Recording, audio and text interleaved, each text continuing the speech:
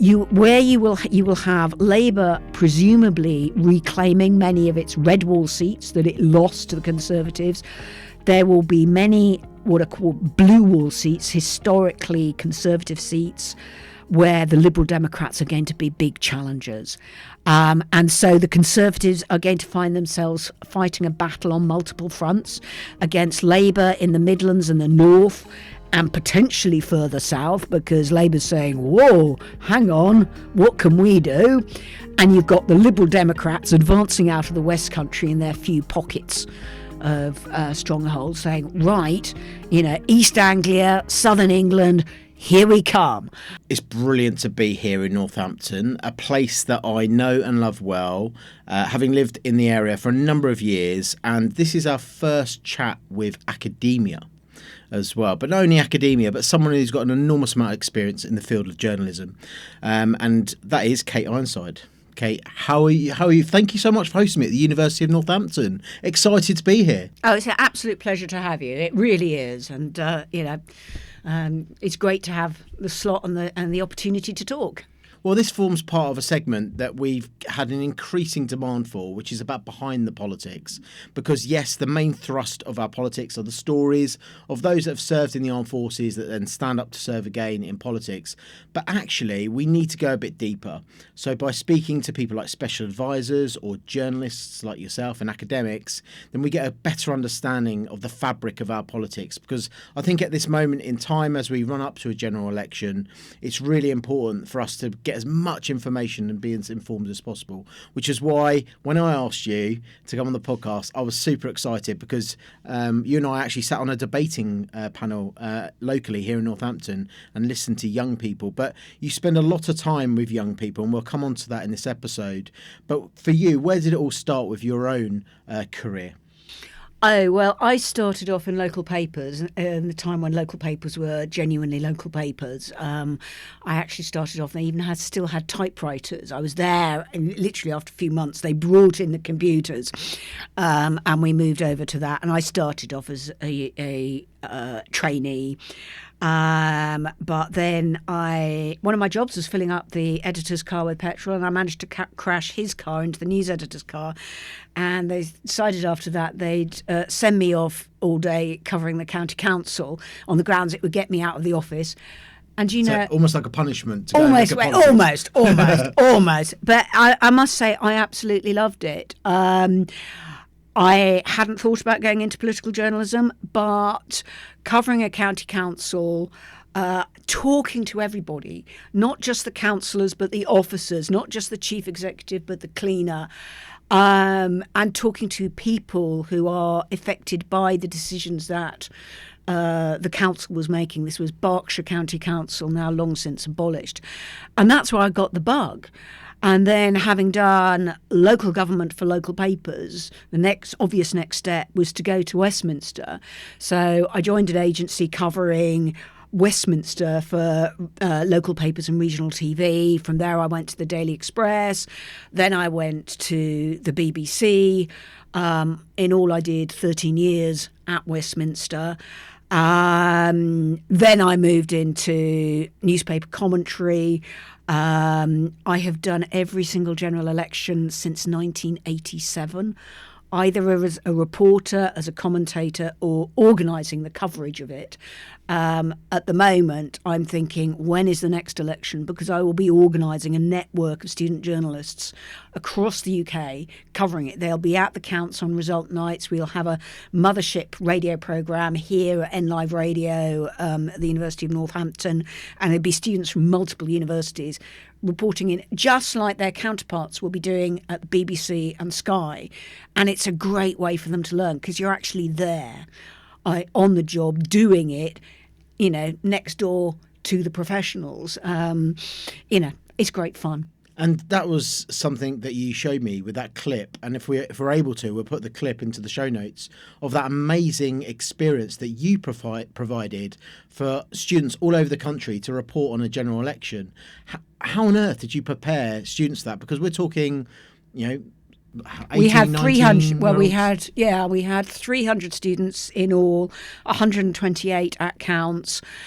It was it was a major logistical exercise. I will say that, but I've been doing this for a while now. The first time I did it was in I did the 2010 one. That was a very limited exercise with just one university. And then 2015, 2017, 2019, just expanding the collaboration. I'm the deputy chair of the Broadcast Journalism Training Council, which accredits university courses across the UK. And so we turn around to the other courses we cover. Some of them are running their own results night programs, and we just say, right, let's collaborate. So the students are having to liaise with student journalists they don't know, and it gives them a far greater, if we just did it here in Northampton, well, we'd have Northamptonshire covered, but this way it means that my students can be talking to students live at a count in Scotland, in Cornwall, in Wales, in the Midlands, in the North, wherever. And it replicates industry practice. It's a great way to learn. And so students in, the clip that you saw the other day, there were students who'd done their first election count at the age of 18, and they are now in industry. I've got one girl she was at the Ashfield count, big red wall seats seized by the Conservatives at the last election. So she was there for that. She's now in industry. She was then at the Selby by-election. And now she's got the next general election coming up. She's only 22 and she's done 2 counts. She's got it under her belt, and you learn through doing. And it's just great experience. It's also great fun. Yeah. It really, really is. I was trying to think, there are, let's be honest, occasionally there are boring elections. I think 2001 was the most boring election that I ever did. And I think the only thing of any interest from that election was when the Deputy Prime Minister John Prescott thumped a member of the public, which was a novel way of campaigning and winning the public over. To be fair, the bloke had just thrown an egg at him, but all the same. But honestly, so many elections are just extraordinary. You look at the 92 election, 97, more recently, the 2010 election when we ended up with a hung parliament. Who's Prime Minister? No idea. It took them 5 days to work out who it was going to be. Then, of course, 2015, 2017, when, initially the Conservatives thought they were going to absolutely barnstorm it, and they end up losing seats. Theresa May clings on, by her fingertips. 2019, the extraordinary Brexit general election, and who knows what's going to happen next. So I've got you. I'm going to get your assessment of what you think might happen based on all that experience. And one of the things you've done with that course as well, and you said it yourself about that learning on the job, you're removing barriers, which is that question, you haven't got any experience. They're getting experience. And for many of these young people, 18, 19 years of age, it's probably the longest day they've ever had to work. Because you and I both know elections, polls open at 7 a.m, close at 10 p.m. You then have the count. Traditionally, it would go all the way through the night. You've got the verification of the votes, which gives you an indication of what's going to happen. You then have the actual count itself into those bundles. And that can, if they're going to do it in a one-er, happy days, it's going to go into the wee small hours. Or you've got to go back the next day to finish the job and actually do the count. So for many people at that age, it's going to be the longest day they've ever worked under high pressure, and on video, on tape as well. All of those competing live, yeah. And live, yeah. The way we do it, and as used to do it in industry, on polling day itself, the idea is you get some rest, but it's incredibly difficult to do because you're so ramped up. And really, we will come in about 6 p.m. in the evening, and then the students are on air from 10 p.m. at night right the way through to 6 a.m. And the real tough bit is about 3 or 4 in the morning when you're really flagging. But actually, there are crucial things happening, and you have to keep it going, and you have to keep the energy going, and you've got to make sure your facts are correct and all the rest of it. But I can remember when I was at the BBC, and I was organising the election coverage and rotoring a young lad, a really promising young journalist, on the next day. I didn't rota him on election night, and he was absolutely livid. And he said, "This is disgraceful. I want to be in on the action." I said, No. Wait, you will see. And of course, we worked through the night. He came in fresh as daisy the next day, and he was the one dealing with the resignation of the leader of the opposition, the cabinet reshuffle, and all the big fallout. Because you need people who are fresh and on the ball to pick it up. And I can remember when it was the 97 general election. We were wheeling the cabinet ministers into BBC Mulbank for those first interviews. And of course, Labour had that incredible landslide victory, and Margaret Beckett, back in government, first time she'd been in government for 18 years. And she was sitting waiting for me to take her into the studio. And she she was beautifully turned out, immaculate, but she just looked shell-shocked. And she sat there very, very quietly. She clearly had very little sleep. And in front of her was a ministerial red box. And every now and again, she stretched out her hand and she touched it as if she couldn't quite believe it. And the civil service press officers were standing round her, a bit like sort of proud parents, saying, "Oh, hasn't she done well?" Those are touching, wonderful moments. But the drama of an election carries on. You work through the night, and then it's the next few days as well. For many of our listeners would be sat there listening and smirking, particularly those from the armed forces community, because we've experienced that on operational tours, working through the night, under high pressure, and using communications as one of your weapons as well, which is what I believe, and which is why I do what I do, and I'm so passionate about it, is that those from the armed forces background are brilliant in the fields of either politics or journalism. Oh, absolutely. And, there are a lot of examples of people who have very successfully made the switch. And if you look, we're talking about elections, you look at the transferable skills there. You need to rely on good intelligence. Have you got good intelligence? Absolutely number one.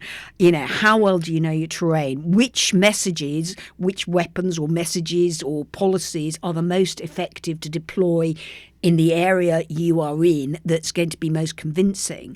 And then, of course, it's all about strategy and logistics. There are 650 seats throughout the UK. No party fights them all. Where are you going to put your resources? And if you look at you'll have gone through this, Johnny, but if you look, say, at the safe seats where your party has won, election in, election out, what's a great big majority, frankly, all you have to send in to defend it is a small boy with a pea shooter. And that's it. As long as the candidate has the right rosette, they'll win it. You put your resources into your seats that you hold that are at risk at falling to your opponents, and you're playing a defensive game there. And then what I always think is really interesting is the seats that your opponents hold that you can take, and you are throwing your full attack forces at those. And then, of course, you need the agility to change during an election campaign, because things do change. Maybe you're finding you're doing better than you expected, and you're going to be going deeper into your opponent's territory. So you need to bring more resources up into seats you didn't think you had a hope in winning, but actually now you think, oh yes, I can. Alternatively, swap it round. You're thinking, oh my goodness, we're doing really badly here, and actually I need to reinforce the small boy with a pea shooter because I'm not even sure I'll keep our safe seat. So I think you've got so many transferable skills from the military when it comes to campaigning. And frankly, military experience for journalism, it's so much about logistics, it's so much about intelligence, analysing what people are saying, and good communications. Clear leadership, good communications. Can you explain something simply and clearly and not baffle people, not muddle people, not confuse people? Absolutely vital skills. And the ability to empathise with anyone as well. And the armed forces coming from such a varied, mixed social economic backgrounds that we all come together under a joint mission. I think people underestimate their ability to be able to empathise, and that's going to be half your battle, isn't it, in any kind of communications engagement, whether that be as a politician or as a journalist. Yes, I always say to students, but I would say it to anybody contemplating being a journalist, half of the skill is, can you put yourself in another person's shoes, even if they are very very different from you. To to students, by and large, late teens, say, can you put yourself in the shoes of a 60-year-old man or a 40-year-old mum? Can you see life from their perspective? Because when you can understand life from their perspective, you have a deeper understanding of the decisions that they make, the things that they say, the views that they have, and it makes you a better reporter. And it doesn't mean necessarily you have to like them or agree with them. No, not at all. Not at all. But it's understanding where they're coming from makes you a better journalist. And frankly, it also makes you a better politician. Both journalists and the politicians, their biggest weakness is when they get trapped in the bubble, talking to each other and not getting outside and talking to the wider world, because the world is not Westminster. Westminster is a bubble and real life is outside. And the key is keeping in touch with real life, because that's what really matters at the end of the day. You're there, the politicians are there to make real life better. If they are not in touch, if they lose touch, then they lose their way. And a journalist who doesn't recognise what are the priorities that the audience, is going to fail that audience, because they're not going to report the things that really matter to that audience. And so at that point, you might as well pack up and go home. And when you have your students form up in freshers, do you kind of look out at them and are there obvious people that have got a bit of do you spot those people that have got a bit of a gift for it? Is it something that kind of nature versus nurture debate, or is it something that people can develop over time, that talent to be able to become a journalist? There's a bit of both. There are people who walk in the door and you think, yeah, you've got it. You've got it. I've got a lad currently in third year, and he was doing community shows community radio shows when he was a schoolboy, and he is just passionate about it. He's great on air, fabulous podcaster, and he is already, doing shifts at BBC Northampton, and he's terrific. And then there are others who come in and you think, well, maybe not, let's see. And actually one of the great joys of teaching is when you see the light bulb come on and suddenly they go ping. Usually it's in the second year.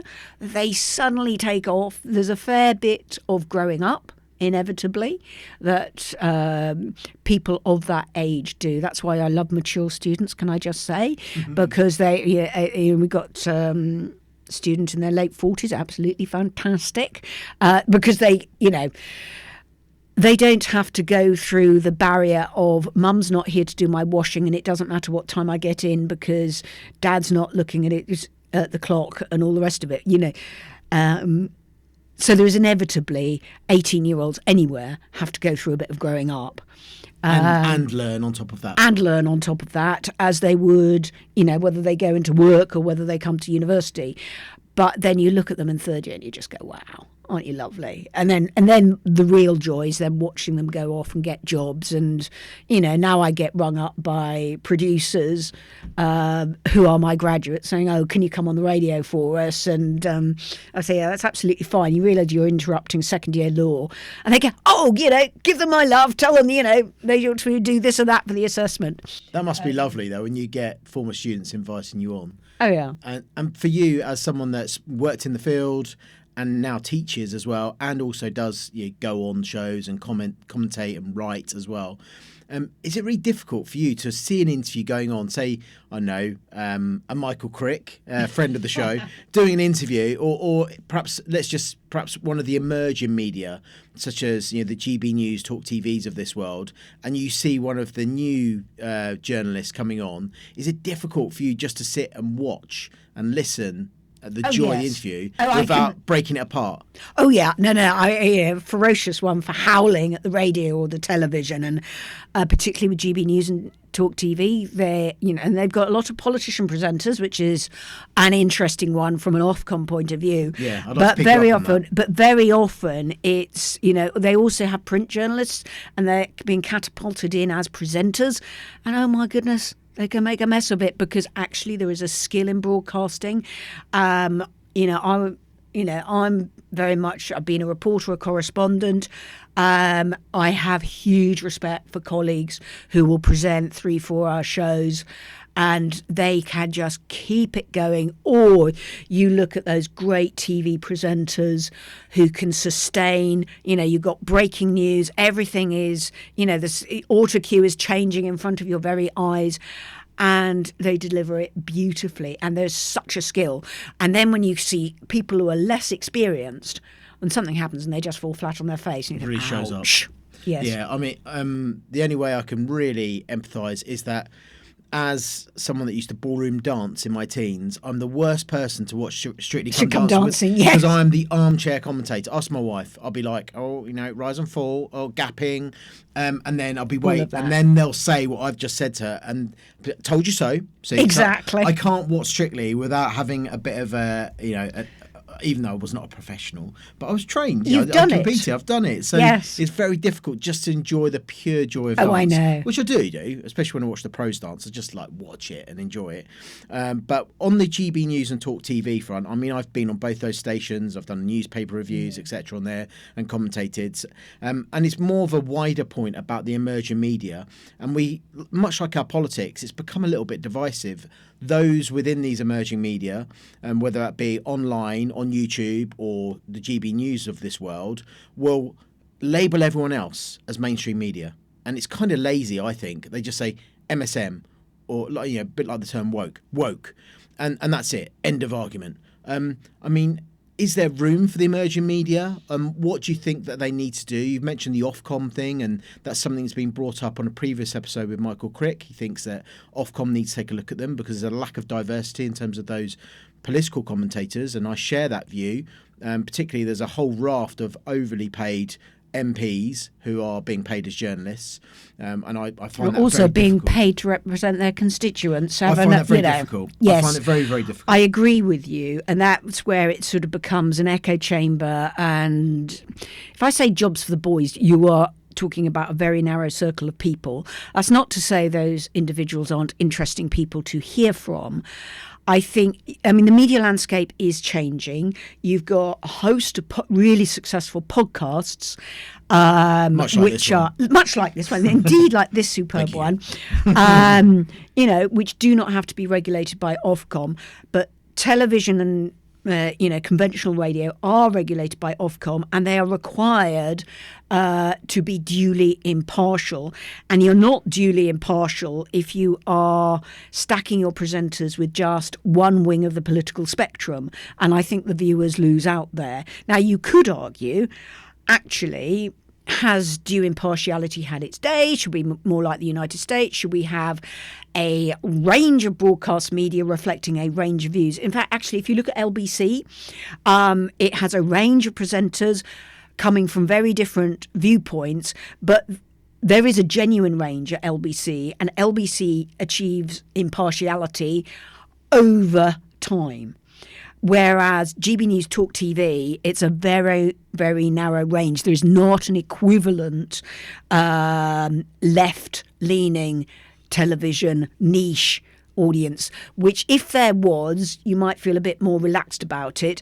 But because it is the same views getting promoted, and they are failing on Ofcom. We've already had Ofcom finding fault with it. The Esther McVeigh interview. Two sitting Tory MPs interview the Conservative Chancellor, and you just think, oh, come on, guys. That's niche. It's okay if it's on the Conservative Home website, but if you're trying to reach out to a broader audience, we need a wider range of views.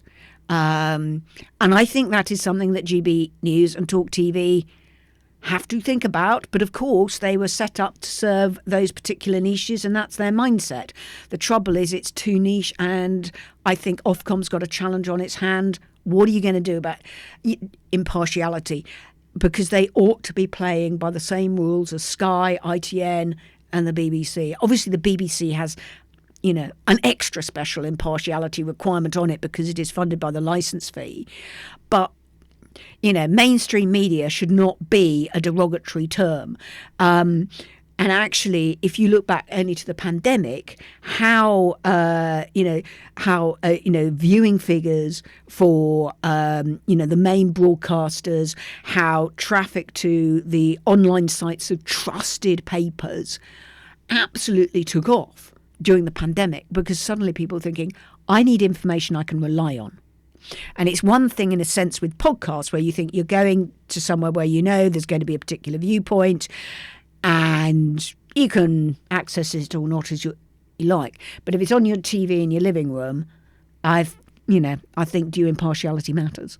Well, I agree with all of that. And I know this is a podcast and I don't have to subject myself to those kind of rules such as Ofcom. But in this podcast, I've had Clive Lewis, local boy done good, and a former journalist here from Northampton.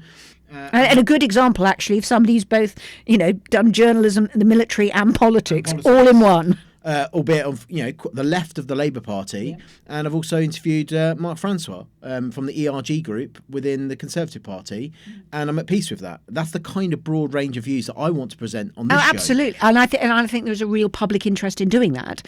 And actually, one of the things I found so fascinating about politics was the range of views, and it was also quite interesting that people with realising that actually people are very nice people.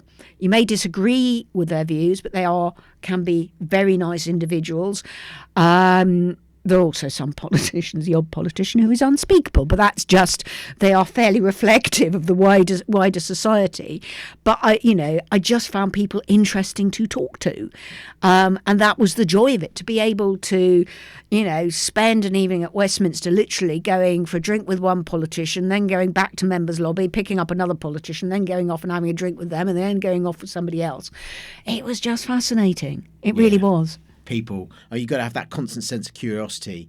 Go back to the earlier point about the armed forces. It's probably where I get my curiosity for people, and that started on the streets of West Belfast, age 18, and all the way through, and learning a language for Afghanistan. That constant curiosity about cultures and people, and just broadening your views. And hopefully, this is part of that contribution to that broadening of views, which is why I'll be on this mission to try and diversify the types of people, as well as pulling in people like you that can kind of uncover some of the stuff behind the scenes, so we can have a better politics. And as we look forward to a general election, this will be going out in early, at the start of the year, and we hope that possibly some people will be praying that there'll be a general election soon. Depending on what viewpoint, I think we're all ready for one, and let's put them to the test. But you've covered so many elections, as we started this episode with, over the decades, and you're now passing on that knowledge, enthusiasm, passion to your students as well to cover elections, which I think is super impressive, by the way. What would be your assessment, looking back at what's happened in the past, whether we look at landslides of 97, whether we look at coalitions of 2010, as we look forward, what's going to happen? Well, if we had been talking, 4 years ago, just after the last election, and we were going to asking a question, who's going to win the next one? We'd have said the Conservatives, because Corbyn's Labour was flat on the backs. And you look at the lessons of history, any party beaten that badly needs more than one election to get back up on their feet. Sometimes 2, sometimes 3 general elections, because they've got a fighting chance of getting back into Downing Street. And you then turn around and you look at the Conservatives in their pomp roaring on top of this 80-seat majority. And you thought, they're dead certs, aren't they? They would really, really have to screw things up, surely, to lose the next election. At which point, obviously, Boris Johnson said, hold my beer. And then Liz Truss said, no, hold mine. And you can track it in the opinion polls. The first time the opinion polls nosedived for the Conservatives were the revelations over Partygate, an entire own goal. And then the second nosedive was Liz Truss's disastrous mini budget. And both have done huge damage. And I find it almost incredible that we are now sitting, months maybe, away from a general election. And, the question is, how badly are the Conservatives going to be beaten? And I think there are two options really now. Is it going to be like 92 where they might cling on, or is it going to be a 97 landslide? The idea that Labour's even in that position, given the drubbing it had in 2019, is extraordinary. But you look at what are the clues? If you think from the 1997 perspective, you look at the gap in the polls, about 20% gap in the polls, Labour lead on the Conservatives. You've had a succession of incredible by-election wins. You've got, the great election gurus, Sir John Curtis, say the last time this happened was in the run-up to 97. And you think, yeah, surely. Then you look at the state of the parties. The Conservatives now, compared to the Conservatives in 97, the same. They are exhausted. They are feuding. They are at each other's throats. In 97, it was essentially a binary split. You've got the One Nations and the Thatcherites, but really in 97, the problem was, guess what? Europe. The pro-Europeans who didn't want to rule out joining the euro that was in the process of very early stages of being built, and the Eurosceptics said, no, we're ruling it out. And there was an amazing election press conference I went to where, John Major, the Prime Minister, was desperate to keep open. Another former Chancellor as well. Another former Chancellor, but desperate to keep open the prospect of the UK joining the euro. One of the great problems we always had with Europe was that we would never be in at the negotiations at the beginning, and then when we did join, we'd find the system was rigged to benefit other people or designed to benefit other nations, not us. Whereas if you're in at the beginning, you can get it rigged or designed to benefit you. And Major was determined to keep this option open. How successful would the euro be? And there was this amazing press conference where, he was having to turn on his rebellious parliamentary candidates and say, don't buy my hands when I am negotiating on behalf of the British public. And then we sort of belted down the road to the Labour press conference, and Tony Blair was sort of literally leant back in his chair and said, well, if I had to engage in fighting talk like that with my own candidates 10 days out of a general election, my flesh would be hanging in strips off the wall. But they were, it was a binary divide, Eurosceptics versus pro-Europeans. Today, they're like rats in a sack. Certainly at the time of recording, and you've got three factions. You've got the sort of the Thatcherites, low tax, small state, are actually in the middle, and that's where I think Sunak is. You then have this new group, the radical right, that seems to be going for the scorched earth policy. They seem determined. Look at we've had Suella Braverman's resignation relatively recently at the time of recording, Robert Jenrick, the immigration minister's resignation. Liz Truss keeps popping up and down. And they seem determined, almost to take the Conservative Party down. When they should be going for unity, they're leaping up saying, this is an electoral disaster. You're absolutely rubbish, Prime Minister. Almost as if they want the party to fail and then they can rebuild in their own image. And then the third camp is the old One Nation sort of centre-left group of the Conservatives who appear to be curled up in a ball, head in their hands and sobbing quietly. And the public, by and large, does not vote for feuding parties. And meanwhile, they've trashed their reputation for economic competence with the Liz Truss mini budget, just as Major's Conservatives had done in 97 when we crashed out of the exchange rate mechanism. That was a day when interest rates went up to 15%. Can you believe it? But that trashed the Conservatives' reputation for economic competence in the 90s. They've trashed it again with the Liz Truss mini budget. And actually that was their great weapon. Vote for us because the Labour lot will screw up the economy. And that's a more difficult case to argue now.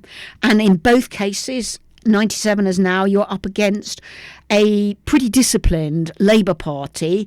All right, Starmer isn't as charismatic as Blair, but by and large is a disciplined party with a very modest, tame, unambitious policy platform, desperate not to frighten the horses, like carrying the Ming vase across the floor, a slippery floor.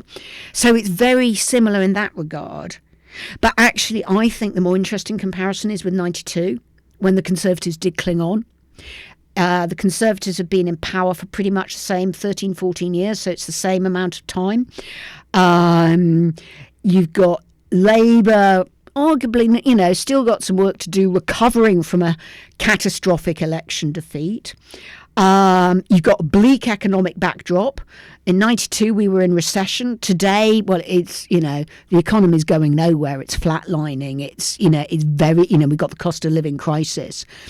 And in both cases, we got a new boy Tory Prime Minister saying, vote for me, I'm the change candidate. And of course, that was easy for Major to make that argument in 92 because he replaced Margaret Thatcher. We'd had 11 years of Margaret Thatcher. He was very, very different to Margaret Thatcher, not just gender, but he was a more collegiate, smiley, milder cricket nut, where she had been this imperious, dominant figure. And of course, also, Major was very new compared to the Labour leader. We'd had 8 years of Neil Kinnock. So he was able to say, I am change. And he convinced the electorate he was change. Whereas, of course, Rishi Sunak tried I am change. And the trouble is, now change is the new normal at the Conservative Party. 5 prime ministers in 6 years. I mean, we're like Brenda from Bristol who says, oh, no, not another one. So that is more difficult for him to make that argument. And also, of course, Major had that really good backstory. He'd experienced unemployment.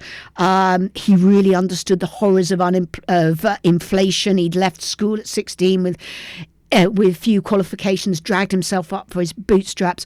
And when Major said he understood what it was like for families in a recession and a cost of living crisis, it resonated. It's far more difficult for Rishi Sunak.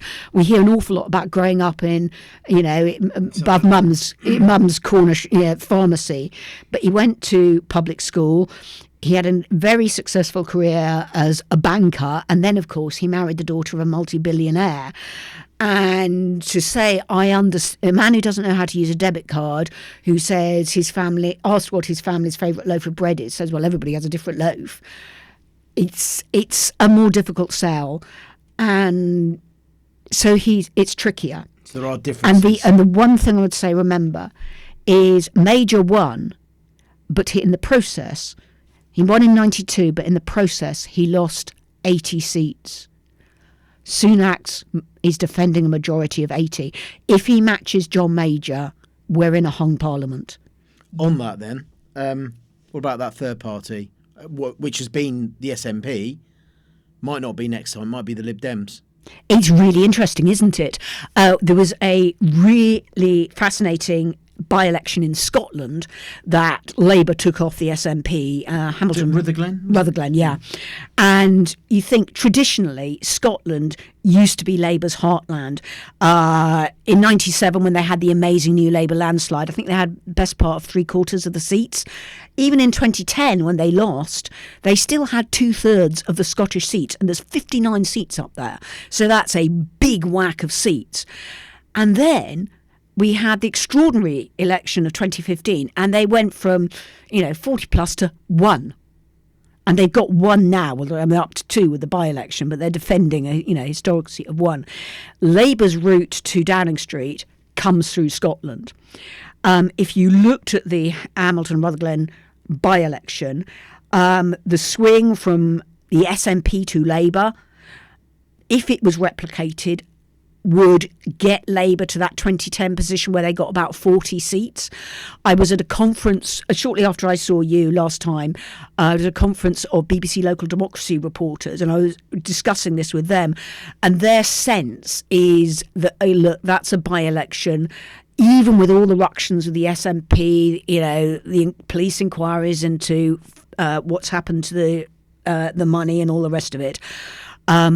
The sense there of the local political reporters was that Labour were not going to get back to its 2010 position, that particular by-election was an outlier. But even if they do half as well, it still reduces the amount of seats they have to win south of the border.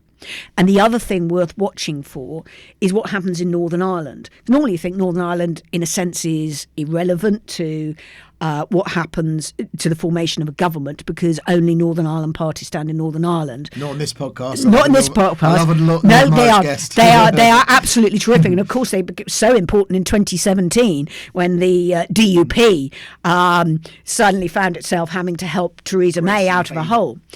But what's really interesting in Northern Ireland is the rise of Sinn Féin.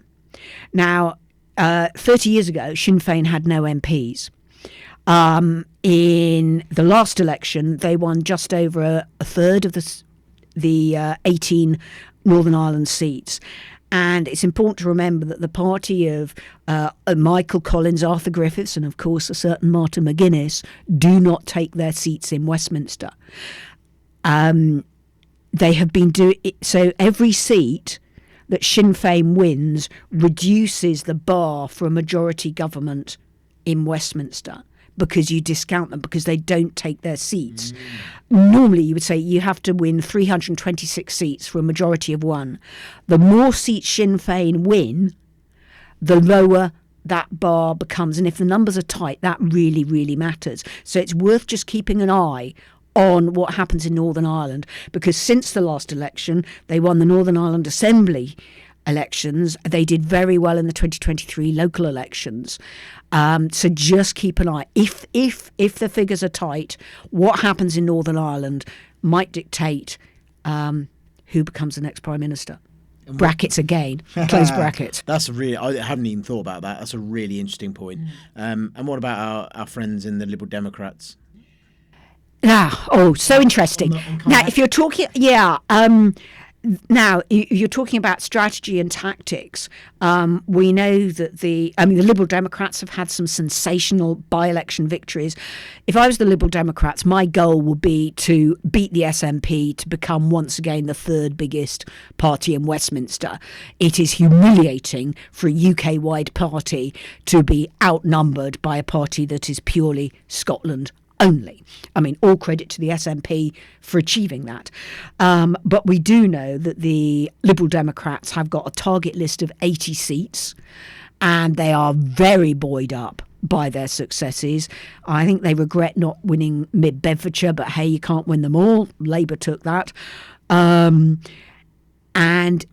you will have Labour presumably reclaiming many of its red wall seats that it lost to the Conservatives. There will be many what are called blue wall seats, historically Conservative seats, where the Liberal Democrats are going to be big challengers.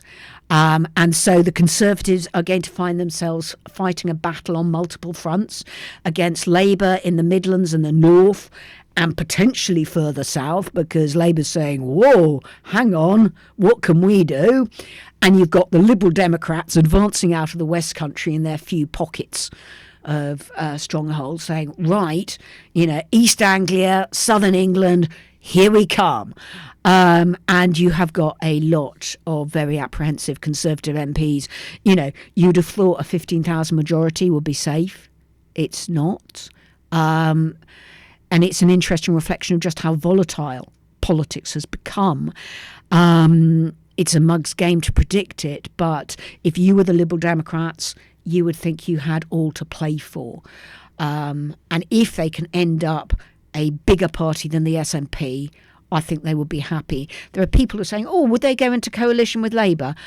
I think, and I've heard that argument, and I think the Liberal Democrats would be nuts to do that. The last time the Liberal Democrats went into coalition with anybody, with the Conservatives, they ended up being reduced to a number of MPs you could more or less fit into a taxi. But might be a bit of a grace and favour arrangement, like the DUP, I think. And they were very careful at their last party conference not to slag off Labour.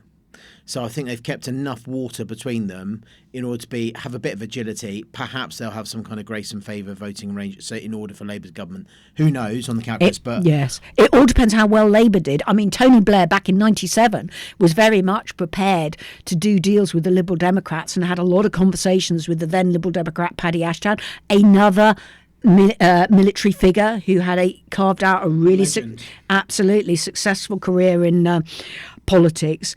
And it was only the incredible scale of the Labour victory, 179 seat majority, that put pay to deeper Labour Liberal Democrat cooperation then. It depends how big a majority, what happens at the next election. Let us assume Labour win. If they win by a small margin, it might be useful to have some backup elsewhere. Say you get a 20-seat majority, you only need an awkward squad of 10, and trust me, there are plenty of awkward squad MPs around for you to lose the vote. So you need a wider framework of support across the House of Commons to win votes, to be relaxed. So whilst we're not going to make any predictions, I think what you have provided us, Kate, is a backdrop in order for us to start looking at those kind of what we call in the military combat indicators, those little warning signs that pop up. You go, oh, that's interesting. What's the so what of that? What will that mean for the bigger picture? So I think that's tremendously useful, what you've just provided us with, that backdrop, that analysis, and that will enable us to look forward at the next general election. Excuse me. So before we wind off this conversation, which I found absolutely fantastic, fascinating, do you have any tips for those that might be sat there listening going, do you know what? I fancy some kind of public-facing role, be that out in the field as a broadcaster, journalist, or thinking about standing in local government or, dare I say, Parliament too? Well, first of all, if you want to go into politics, if you want, it is worth contacting your local party, whichever party it is that you support, and it's got to be what you believe in. And in the first instance, just ask, do they want a bit of a helping hand during the election, campaigning, handing out leaflets, door knocking, and I think you will get your hand bitten off. And it's also quite useful to just get a feel of, the local political community, because each local constituency party, there are always, the stalwart members have always been there. Get to know them. Just as the military is a community, politics is a community too. So start getting to know them. If you are interested in a career in journalism, come and talk to me. And we'll put the links below in the show notes. And just one final tip. Obviously, for many people, particularly for the military community, not going to be used to talking to the media. We've had journalists go out on patrol with us in places like Afghanistan, Northern Ireland. We've seen journalists as well. But apart from getting trained on a course, how might people kind of expose themselves to the kind of communication skills required to speak to journalists? One thing that I often tell people is to ring up LBC. Yes, that's an excellent way. Any radio phone in, and that gives you the adrenaline of being on live. And okay, in this case, you're somebody's asking you questions, and you're having to come up with answers. It's also worth thinking through, what is it you want to say? What is the message you want to get across, rather than going in blind without thinking about it. Think, what is it that I want to say? But also having the flexibility to answer the question. There is nothing worse with somebody saying, can you tell me what the weather is? And the response is, that's very interesting, but the price of soup is. And you're thinking, that's not the question I asked. And the most successful politicians are the ones who answer questions. And there is a real value in people who can talk in normal language, not jargon, not sound bites, not cliches. Just tell it straight. And that is the most powerful method of communication that there is. And if you're a member of the Armed Forces community, why not come on this podcast too? Why not? I've certainly enjoyed it. Kate Ironside, University of Northampton, has been so much fun. Thank you so much. A pleasure. Thanks to our guests, and thank you for listening. If you've enjoyed this podcast, hit subscribe now. Alternatively, you can support our mission by checking out in the show notes below, where you can rate, donate, or become our mate. Thank you.